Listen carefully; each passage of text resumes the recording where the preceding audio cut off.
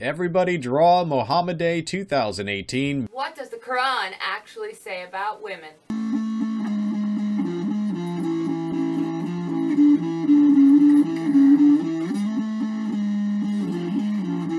This is the first in a series of videos in which we take a look at what the Quran actually says about things like slavery, violence, homosexuality, racism, sexism, etc. And this is likely to be the last video on our YouTube channel. 1.5 million views, thousands of subscribers, all gone soon after this video is uploaded, at least I would bet. We don't want to end our channel, we love doing what we do, and we love getting, say, thousands of views on a video on YouTube, as opposed to, say, hundreds of views at most on other platforms. But you know that could change. We don't have a large audience on Bitchute, for example, yet, and we may never have a large number of subscribers outside of this main YouTube channel. But principles matter. They matter a lot, and they matter far more than what we want. As I record this, we already have 2 strikes on our YouTube channel, and this video right here will likely get us a 3rd strike, and 3 strikes were out. So hurry up and scroll down and subscribe to us on alternative platforms that don't suck. By the way, we are changing the name Justin Anti-Theist to Just in Trouble. Justin Anti-Theist is just in trouble now. Justin Anti-Theist is just in trouble now. The truth troll, wow, just in trouble. Justin Anti-Theist is just in trouble now. The true troll, wow, just in trouble.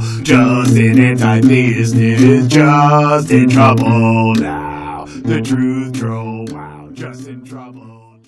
Actually, it's Just in Trouble, the Truth Troll, to be exact. In this installment of the series, what does the Quran actually say? We will look at whether or not the Quran commands Muslims to be sexist. In so doing, we will touch upon a little of what the Quran says about slavery, because women and slavery intersect in the Quran, not that intersectional feminism will ever actually acknowledge that intersectionality, but there you go. While we do so, in my long-standing tradition, as I do each year, I will yet again participate in Everybody Draw Mohammad Day. Alif, Lam, Mim, Al-Hafiz, Yarmuti, Allah, Allah, make random movements.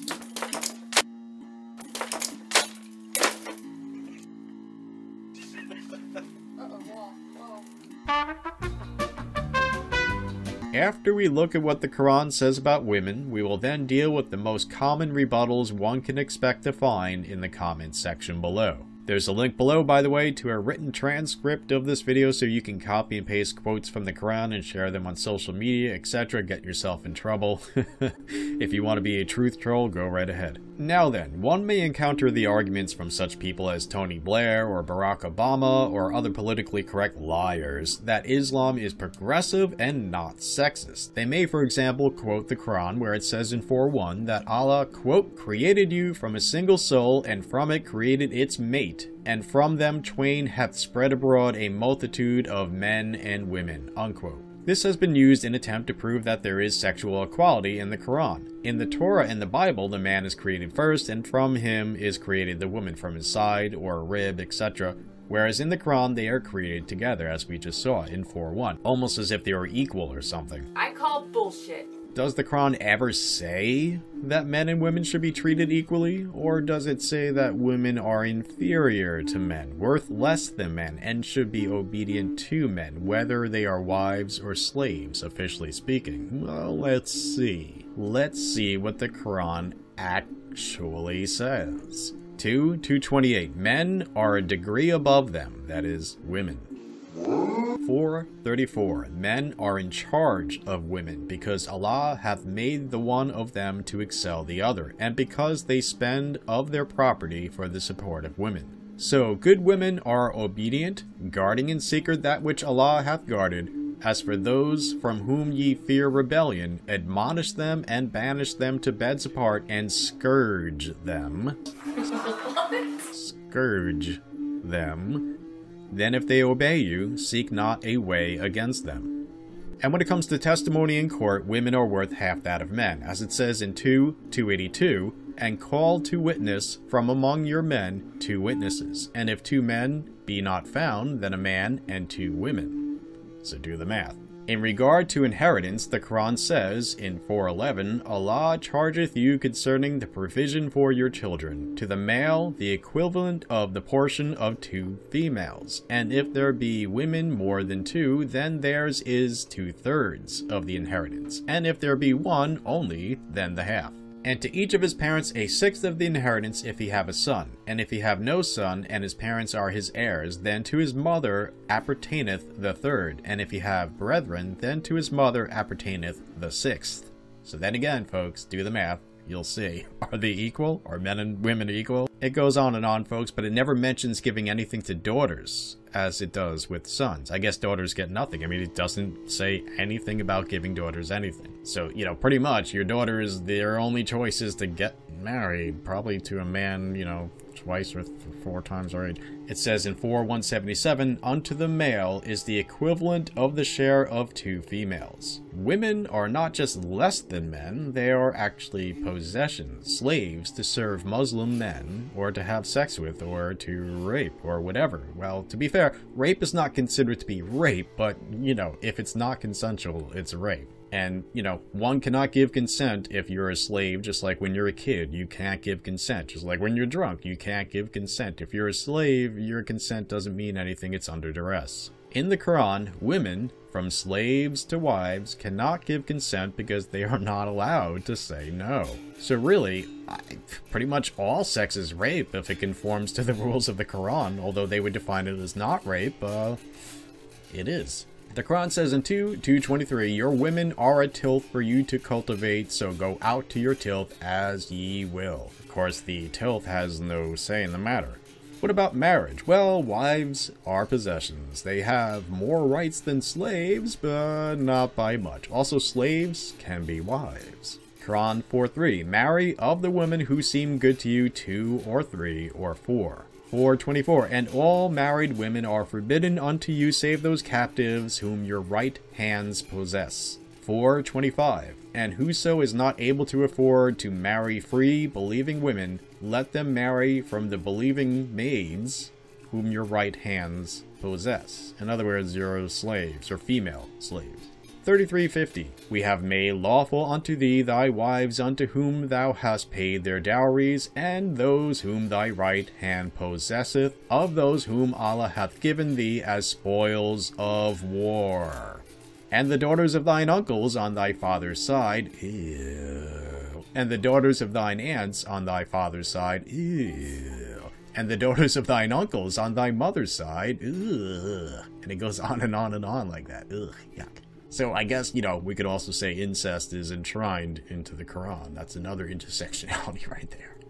We could say victims of incest overlap with victims of pedophilia, overlap with victims of patriarchy, overlap with, you know, etc.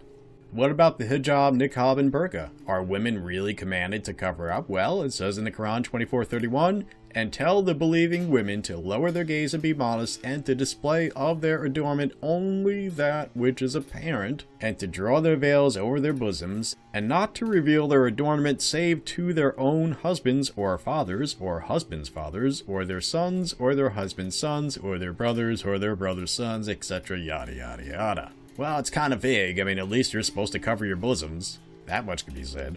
The virgin whores of paradise. The Quran promises paradise to men who die for Allah, and this includes objects for their amusement and enjoyment such as fresh water, comfy couches, which are mentioned many times, fruit, and virgin women.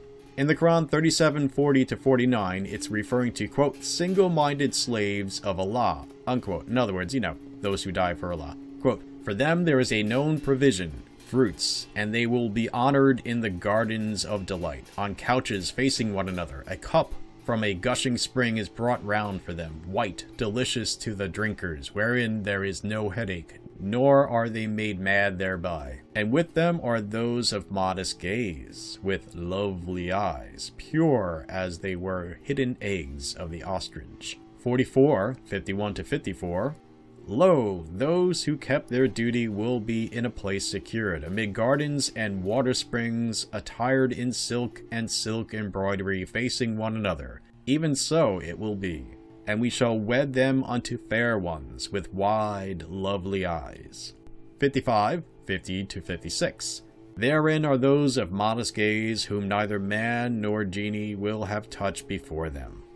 56, 28 to 37. Among thornless lote trees and clustered plantains and spreading shade, and water gushing, and fruit in plenty, neither out of reach nor yet forbidden, and raised couches, lo, we have created them a new creation, and made them virgins, lovers. 78, 31 to 36. Lo, for the duteous is achievement, gardens enclosed in vineyards, and maidens for companions, and a full cup. So there you go, folks. That's some of what the Quran says about women. Now, before you make a comment, let us say a few things to possibly save you and I and everyone else some time. Number 1, yes, we know that the Bible is also sexist, and the Torah too. Yep. Okay. Now what? Huh? Did 2 wrongs make a right? No? Then why bring it up? Because you don't really think things through, that's why. So, do yourself and us a favor, don't comment something like, for example, but the Bible is sexist too. And by the way, this is known as a tu quoque fallacy. Look that one up. T-U-Q-U-O-Q-U-E. At any rate, it's not a valid argument. It's just a form of the classic yet childish argument, but he did it too. And that's what, in Latin, tu quoque means, you too. Number 2. Islam is not a race. Stupid. I'm an African American. I am Native American. I'm of European heritage. I'm Hispanic American. And I am an American Muslim. And I am an American Muslim. And I am an American Muslim. I am an American Muslim. Criticism of a religion is not criticism of a race. Half-wit. Criticism of Islam is not racist against Muslims. Number 3, crying ethnocentrism is not a valid argument. Sexism is wrong even if non-whites do it, or non-Westerners do it, or non-men do it. Yes, sexism is wrong, no matter where it comes from. Yes, we can stand outside of a culture and judge it. Yes, we can. Yes, it's not valid to use our own culture's invalid views with which to judge other cultures, because that would obviously not be valid. However, one can in fact set aside the biases of one's own culture, that is, circumvent its prejudices, and view another culture more or less objectively. And it's not wrong to do so, nor is it bigoted, and it's not ethnocentric. For example, we could say that objectively speaking, when an adult has sex with a little kid, it damages that kid. It can be observed with hard medical science. Damage to the uterine wall, for example, and that's not a cultural construct, it's not a social construction, that is measurable and repeatable with empirical science. It's real, and it's unhealthy, objectively so. It doesn't matter what your culture is, this fact is a fact.